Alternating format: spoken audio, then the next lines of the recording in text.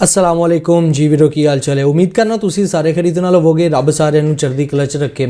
असी देख पा रहे हैं लोगों का नज़रिया टोटली चेंज हो चुका है, लोगों का ओपीनियन टोटली चेंज हो चुका है। हिंदू रिलीजन का ताल्लुक रखने वाले लोग, सनातन धर्म तो ताल्लुक रखने वाले ਜਿਹੜੇ लोग ने वो सिखिज़म की गल कर रहे हैं, सिख रिलीजन की गल कर रहे हैं, साढ़े सिख भरावां की गल कर रहे हैं, खालसे राज की गल कर रहे हैं, खालिस्तान की गल कर रहे हैं। एक पॉडकास्ट के अंदर इंडिया का एक हिंदू धर्म तो ताल्लुक रखने वाला एक मोटिवेशनल स्पीकर और सिखिज़म बारे की गलबात कर रहे हैं। इस मुतलक आई दी वीडियो हल वधने आ। वीडियो हल वधन तो पहले तमाम दोस्तों अगे गुजारिश है, अगर चैनल पर नवे हो तो चैनल को सबसक्राइब करो, नाल बने बैल आइकन भी दबाओ ताकि आने वाली जिन्नियां भी वीडियोज़ ने तुहाडे तक पहुँच सकन। चलो वीडियो स्टार्ट करने। प्योर शुद्ध, ये कॉन्सेप्ट सारे रिलीजन में है। हिंदुइज्म में राम राज्य का कॉन्सेप्ट है, इस्लाम में इस्लामिक स्टेट का कॉन्सेप्ट है, सिखिज्म में खालसा का कॉन्सेप्ट है। तो जिस दिन गुरु गोविंद सिंह जैसा प्योर कोई सिख आ जाएगा वो खुद ही राजा बन जाएगा। 1984 च ब्लू स्टार ਹੁੰਦਾ ਹੈ। ਤੁਹਾਨੂੰ ਲੱਗਦਾ ਸਿੱਖਾਂ ਦੇ ਮਨ ਦੇ ਅੰਦਰ ਉਸ ਤੋਂ ਬਾਅਦ ਇਸ ਮੁਲਕ ਪ੍ਰਤੀ ਇਹ ਫਰਕ ਆਇਆ कि शायद ਅਸੀਂ सेकंड सिटीजन है इस मुल्क ਦੇ। असंतुष्टि तो वहां के युवा में दिखाई पड़ती है। उसको फिर से याद आता है कि यार हमारे साथ ऐसा हुआ वैसा हुआ, और 84 तो खैर लोग भुला ही नहीं पाते।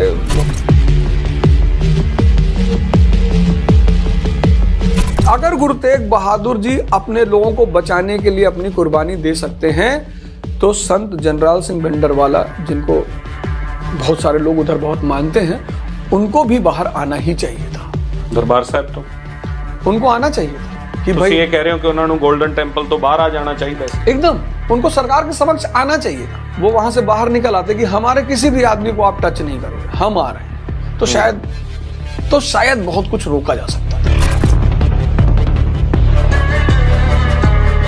आरएसएस सिखां नूं असिमिलेट करना चाहती है। आरएसएस चाहती है कि सिख हिंदू का ही पार्ट बने। मैंने तो बड़े सारे सिखों को देखा, वो अंगूठी पहनते हैं। एक तरफ तो आपने पग बांध रखी है, आप सिखिज्म मान रहे हो, दूसरी तरफ आप अंगूठी पहन रहे हो, तो दोनों चीजों में विरोधाभास हो गया कि नहीं हो गया? कोई जरूरत नहीं सिखों को किसी धर्म में एडजस्ट करने की, वो अपने आप में एक आदर्श है पूरी दुनिया में। अज फिर तुहानूं लग रहा है कि पंजाब च एक किते ना किते अग सुलग रही है दोबारा? तनाव का माहौल तो पंजाब में मुझे भी दिखाई पड़ता है कि आने वाले समय में, और ये तनाव जनता की वजह से नहीं होगा, ये तनाव होगा राजनीति की वजह से। आज जो पंजाब की स्थिति है वो कहीं ना कहीं थोड़ी सी गड़बड़ तो हो ही रही है। हिंदू मुसलमान दोनों को सिखों से सीखना चाहिए, सिखिज्म से सीखना चाहिए। इनको ये उद्देश्य बनाना चाहिए कि जैसे सिखों में, पंजाबियों में कोई उनके गुरुद्वारे के बाहर भीख नहीं मांगता, ऐसी सामाजिक व्यवस्था हम भी पैदा करेंगे कि हमारे मंदिर और मस्जिद के बाहर खड़े होकर कोई भीख ना मांगे। हम भी देना सीखें। आज के लोग कहते हैं अरे हम पढ़े लिखे लोग हैं, साइंटिफिक लोग हैं, हम धर्म को नहीं मानते। हाँ, तो भीख भी तो मांग रहे हो। इतना सारा पैसा होने के बाद लोग सुसाइड कर रहे हैं। सीसीडी के मालिक के पास कितना पैसा था? भाई लोगों का सपना है कि भैया हम किसी तरह 1 करोड़ रुपए कमा लें। वो 10,000 करोड़ रुपए का मालिक। तो जब मैं गुरु ग्रंथ, जब मैं हरमंदिर साहब पहली बार गया, मैं तो जाता ही रहता हूँ लगातार, तो जब मैं गोल्डन टेंपल पहली बार गया तो जैसे मैं एंटर किया और एंटर करके लेफ्ट मुड़ा, जो दान काउंटर है वहां पे लिखा है यहाँ माया का दान करें। वहां ये नहीं लिखा है यहाँ पैसा का दान करें, वहां ऊपर बोर्ड है यहाँ माया का दान करें, क्योंकि पैसा कभी आनंद हो ही नहीं सकता।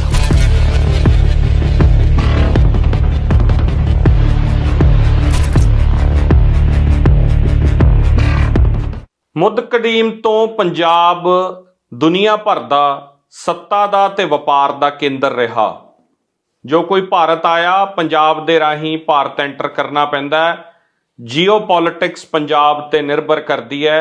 ਔਰ ਜਦੋਂ ਅਸੀਂ ਕਿਸਾਨ ਅੰਦੋਲਨ ਵੇਲੇ ਇਹ ਗੱਲ ਡਿਸਕਸ ਕਰਕੇ ਲੋਕਾਂ 'ਚ ਦੱਸਣ ਦੀ ਕੋਸ਼ਿਸ਼ ਕੀਤੀ ਕਿ ਪੰਜਾਬ ਦੇ ਖੇਤ, ਪੰਜਾਬ ਦੀ ਖੇਤੀ, ਪੰਜਾਬੀਆਂ ਦੀ ਹੋਂਦ ਕੱਲੀ ਪੰਜਾਬ ਤੱਕ ਸੀਮਤ ਨਹੀਂ ਹੈ, ਇਹਦਾ ਅਸਰ ਵੈਸਟ ਤੱਕ ਪੈਂਦਾ ਹੈ, ਪੂਰੀ ਦੁਨੀਆ ਤੇ ਵੀ ਪੈਂਦਾ ਹੈ।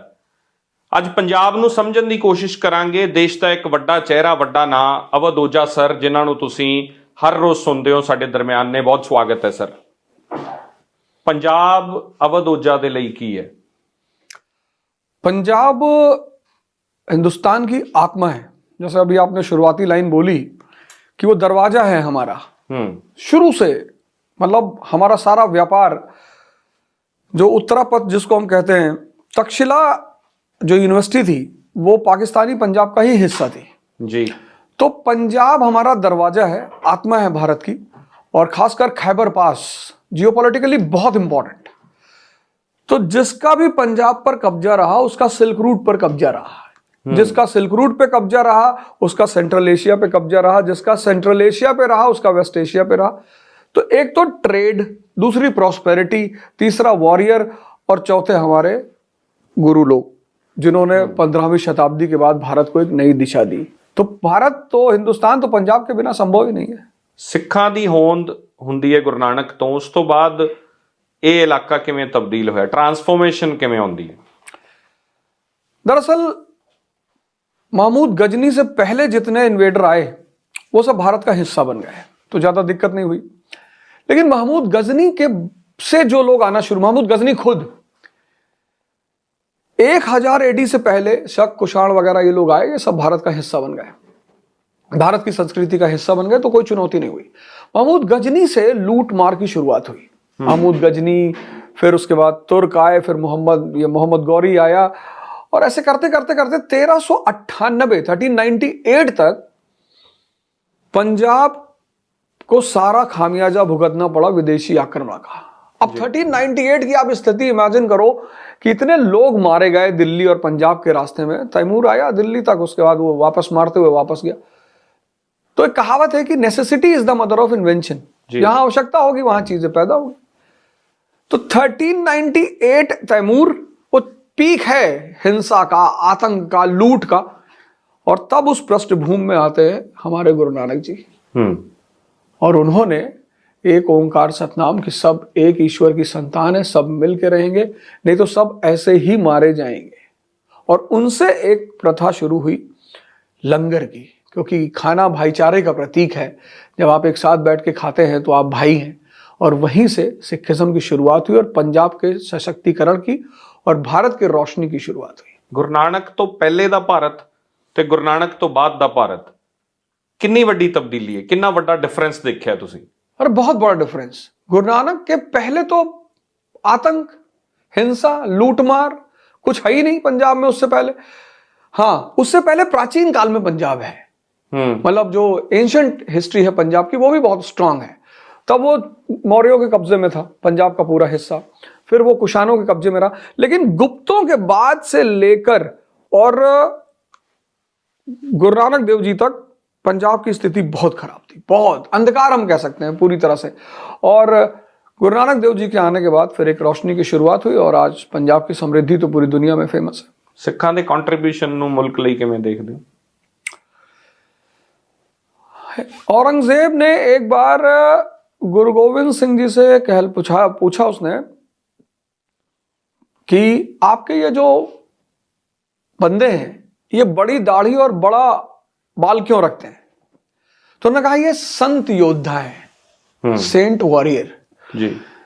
तो सिखिज्म का 2 कंट्रीब्यूशन है, जो ना तो भारत उससे ऊपर जा सकता है ना ये पूरी दुनिया जा सकती है। पहला कंट्रीब्यूशन ये है गुरु नानक देव जी से गुरु अर्जुन देव जी तक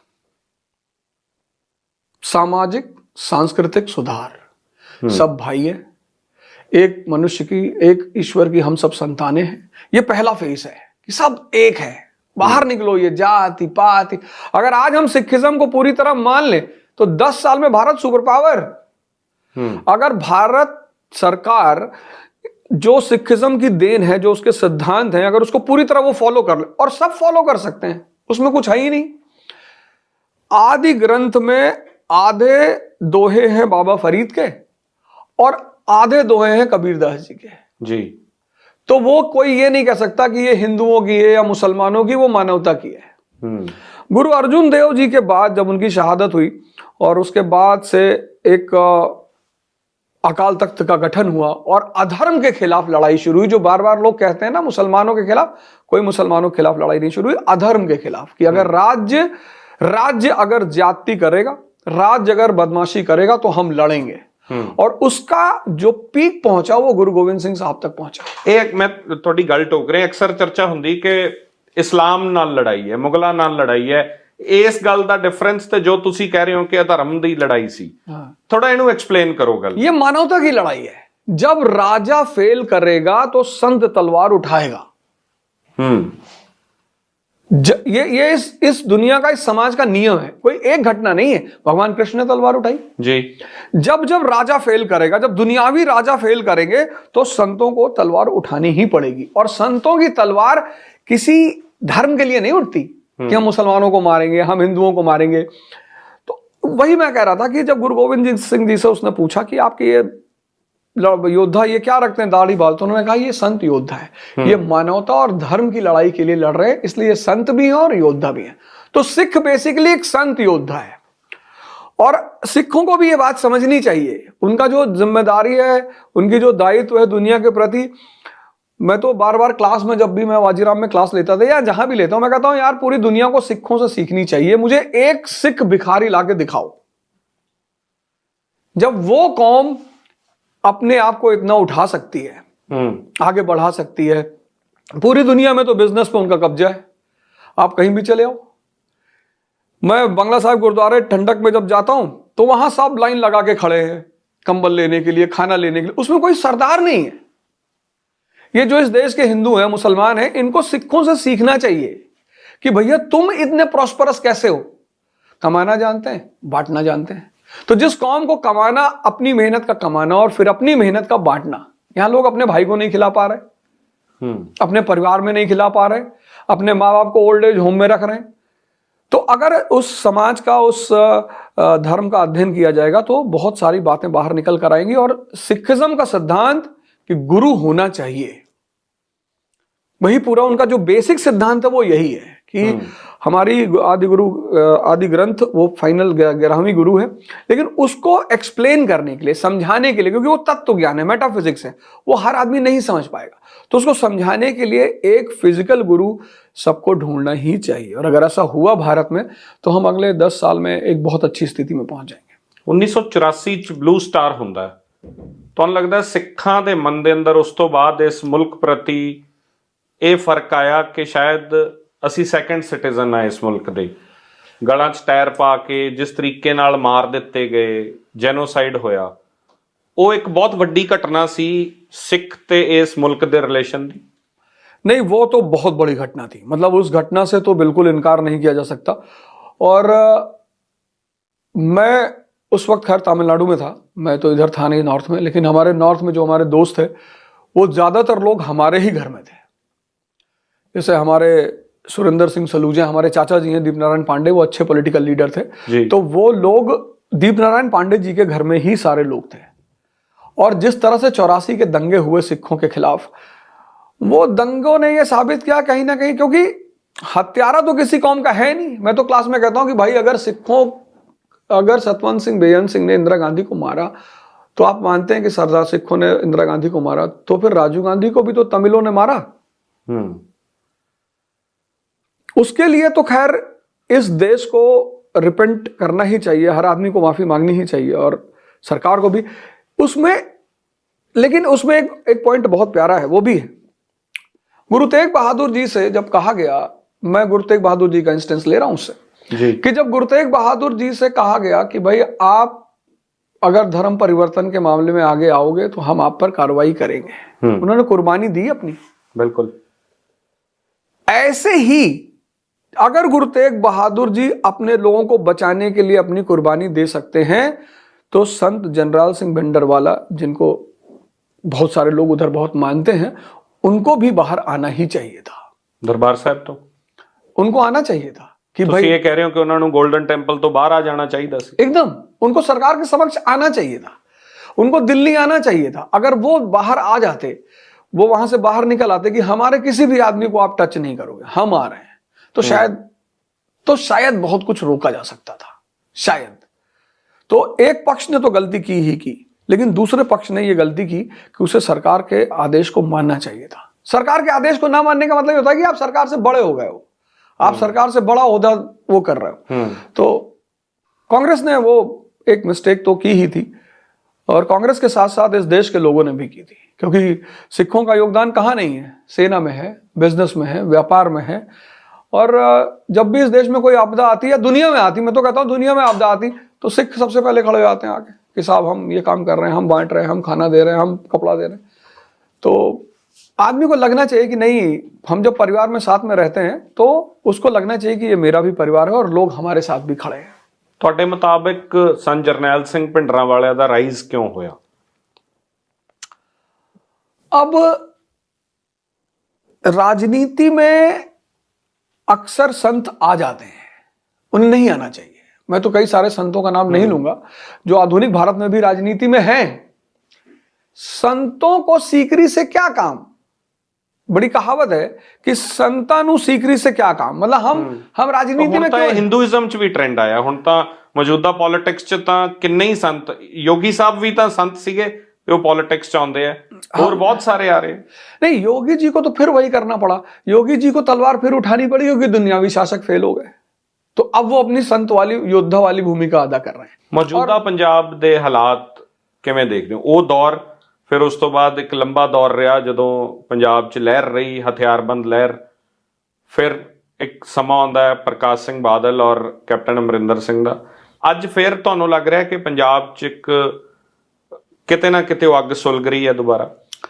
नहीं, इससे पहले मैं एक बात ये कर ਜੀ ਵੀਰੋ, ਐਸੀ ਜੀ ਦੀ ਵੀਡੀਓ ਬਹੁਤ ਵਧੀਆ ਲੱਗਦਾ ਜਦੋਂ ਅਸੀਂ ਦੇਖਦੇ ਹਾਂ ਕਿ ਸਿੱਖੀਜ਼ਮ ਦੀ ਗੱਲ ਕਰਦੇ ਨੇ ਮੁਖਤਲਿਫ ਰਿਲੀਜਨ ਦੇ ਲੋਕ, ਆਪਣਾ ਰਿਲੀਜਨ ਹੋਵੇ, ਸਿੱਖੀਜ਼ਮ ਦੀ ਗੱਲ ਸਿੱਖ ਧਰਮ ਦੇ ਲੋਕ ਕਰਨ ਤੇ ਇੱਕ ਹੋਰ ਗੱਲ ਹੁੰਦੀ ਹੈ, ਲੇਕਿਨ ਤੁਹਾਡੇ ਤੋਂ ਇਨਸਪਾਇਰ ਹੋ ਕੇ ਉਹ ਲੋਕ ਗੱਲ ਕਰਨ ਜਿਨ੍ਹਾਂ ਦਾ ਰਿਲੀਜਨ ਟੋਟਲੀ ਚੇਂਜ ਹੋਵੇ, ਹਿੰਦੂ ਧਰਮ ਤੋਂ ਤਾਲੁਕ ਰੱਖਣ ਵਾਲਾ ਇੱਕ ਮੋਟੀਵੇਸ਼ਨਲ ਸਪੀਕਰ ਜਿਹਦੇ ਇੱਕ ਪੋਡਕਾਸਟ ਦੇ ਅੰਦਰ ਸਿੱਖੀਜ਼ਮ ਬਾਰੇ ਗੱਲ ਕਰਦਾ ਹੈ, ਤੇ ਇਹ ਚੀਜ਼ਾਂ ਸਿੱਖਾਂ ਵਾਸਤੇ ਬੜੇ ਪ੍ਰਾਊਡ ਦੀ ਗੱਲ ਹੈ, ਬੜੀ ਫਖਰ ਦੀ ਗੱਲ ਹੈ, ਬੜੇ ਮਾਣ ਦੀ ਗੱਲ ਹੈ ਕਿ ਲੋਕ ਸਿੱਖਾਂ ਦੀ ਗੱਲ ਕਰ ਰਹੇ ਨੇ, ਲੋਕ ਸਿੱਖੀਜ਼ਮ ਦੀ ਗੱਲ ਕਰ ਰਹੇ ਨੇ। ਤੁਸੀਂ ਅੰਦਾਜ਼ਾ ਲਾਓ ਕਿ ਬੜੇ ਇੰਜ ਦੇ ਵੀ ਅਸੀਂ ਲੋਕ ਦੇਖੇ ਇੰਡੀਆ ਦੇ ਅੰਦਰ ਇਹ ਚੀਜ਼ਾਂ ਨਾਲ ਕੰਪੈਰੀਜ਼ਨ ਕਰਦੇ ਨੇ ਕਿ ਜਿਹੜੇ ਹਿੰਦੂ ਨੇ, ਸਿੱਖ ਸਰਦਾਰਾਂ ਦੀ ਜਿਹੜੀ ਸ਼ਾਖ ਹੈ ਉਹ ਹਿੰਦੂਆਂ ਦੇ ਨਾਲ ਮਿਲਦੀ ਜੁਲਦੀ ਹੈ, ਲੇਕਿਨ ਇੰਜ ਦਾ ਕੋਈ ਵੀ ਚੱਕਰ ਨਹੀਂ ਹੈ, ਕੋਈ ਵੀ ਤਾਲੁਕ ਨਹੀਂ ਹੈ। ਤੁਸੀਂ ਇਸ ਚੀਜ਼ ਤੋਂ ਅੰਦਾਜ਼ਾ ਲਾਓ ਕਿ ਮੁਖਤਲਿਫ ਧਰਮਾਂ ਦੇ ਜਿਹੜੇ ਲੋਕ ਨੇ, ਹਿੰਦੂ ਧਰਮ ਹੋ ਜਾਵੇ, ਈਵਨ ਮੁਸਲਿਮ ਧਰਮ ਦੇ ਜਿਹੜੇ ਲੋਕ ਨੇ, ਮੁਸਲਮਾਨ ਜਿਹੜੇ ਨੇ, ਅਸੀਂ ਦੇਖਿਆ ਕਿ ਮਸਜਿਦਾਂ ਦੇ ਬਾਹਰ, ਮੰਦਰਾਂ ਦੇ ਬਾਹਰ ਅਸੀਂ ਮੰਗਣ ਵਾਲੇ ਲੋਕ ਦੇਖੀਦੇ ਨੇ ਜਿਹੜੇ ਬੈਠੇ ਹੁੰਦੇ ਨੇ,